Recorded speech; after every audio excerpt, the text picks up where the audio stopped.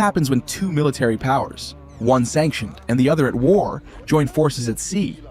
This week, Iran and Russia launched joint naval drills in the Caspian Sea, and it's not just about maritime security. These exercises come just weeks after US airstrikes targeted Iranian nuclear facilities. Coincidence? Hardly. This is a clear message, and it's written in warships, submarines, and long-range missiles. Let's break down what this naval alliance means, and how it could reshape global power at sea. In July, Iran and Russia launched a 3-day naval drill in the Caspian Sea, called Kasar-X 2025. Officially, the exercise focuses on maritime security and search and rescue, but in reality, it's a political message, directed straight at the United States. The drills began on July 21st and included the Russian Navy, Iranian forces, including the Revolutionary Guard Navy, maritime police, and observers from neighboring countries. While the stated purpose is cooperation, the real goal is power projection. The Caspian Sea holds strategic value, rich in energy resources and ideal for discrete military operations. And this isn't their first move together. Russia and Iran have been tightening military ties since the war in Ukraine and the wave of Western sanctions. Iran provides drones to Russia. Russia, in return, shares military tech. These drills are about showing that cooperation with warships. Russia's Navy is still among the world's top 5, but it faces serious limitations. Much of its fleet is aging, and its ability to operate globally is restricted. However, in regional waters, especially with submarines, Russia remains a serious threat. Its real strength lies in its 58 submarines, including nuclear-armed ones that patrol the Arctic and North Atlantic. On the surface, Russia fields around 15 destroyers, 80 corvettes, and a few large cruisers like the Pyotr Veliki. Its only aircraft carrier, the Admiral Kuznetsov, is mostly out of action due to constant mechanical issues.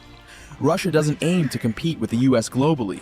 Instead, it focuses on regional dominance and strategic influence, especially when working with allies like Iran. Now, let's talk about power on the seas, because when it comes to global dominance, the United States Navy is in a league of its own. The US Navy operates across every ocean, with the capability to strike anywhere on Earth in a matter of hours.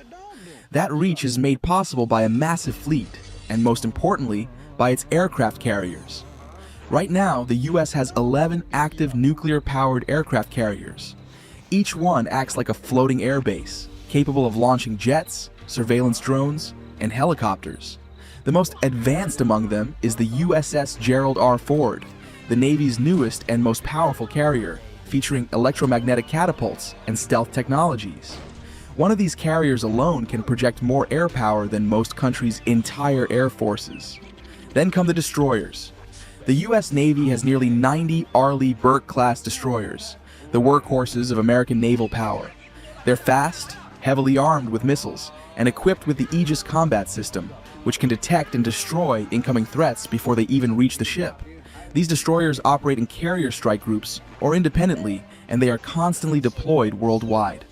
Submarines are another major advantage. The US operates around 70 submarines, including 14 Ohio-class ballistic missile subs that form part of America's nuclear triad. These submarines are stealthy, nearly impossible to track, and armed with dozens of long-range Trident missiles. And then there's the budget. The US Navy's annual funding sits at over $220 billion, more than Russia's entire military budget. This allows for global bases, training exercises, next-generation weapons, and full-spectrum readiness. In short, while Russia can project power regionally, especially near the Arctic or the Black Sea, the US Navy is built to dominate anywhere, anytime. It's not just a navy, it's a global force. Let's talk about America's most advanced warships. First, we have the USS Zumwalt, a futuristic destroyer with stealth design and cutting-edge radar systems. It looks like something out of science fiction. While it had early development issues, it's now fitted with long-range weapons and new missile systems, making it one of the most advanced surface ships ever built. But the real giants are the aircraft carriers. The USS Gerald R. Ford, which we mentioned earlier, is the most powerful warship in the world. It can launch over 75 aircraft, has a crew of 40,500, and is designed to operate for over 50 years with nuclear propulsion. And what does Russia have in this category? Just one aircraft carrier, the Admiral Kuznetsov, and it's been in dry dock more often than in service. Its power is more symbolic than strategic. So when we talk about warship supremacy, there's no contest. Whether it's the Ford-class carriers or the advanced Virginia-class submarines, the US Navy has a technological and operational edge that no rival has matched. These naval drills between Iran and Russia didn't just appear out of nowhere. They come just weeks after a major US airstrike on Iranian nuclear facilities, a move that raised tensions across the Middle East. The attack reportedly targeted underground uranium enrichment sites near Natanz in Iraq, facilities long monitored by US intelligence. According to defense insiders, the strikes were surgical. They weren't meant to destroy everything, but to slow Iran's nuclear progress. The aircraft involved included F-15 Strike Eagles, known for precision bombing, and F-35 Lightning II stealth fighters. These jets flew under radar, struck key electrical and guidance systems, and returned without losses. Iran responded with strong rhetoric, but limited retaliation. However, the political message was clear. The US is willing to use force if Iran crosses the nuclear threshold. And so, just weeks later, Iran joins Russia in joint naval drills.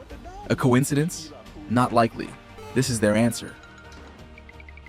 So, what's the message behind these drills?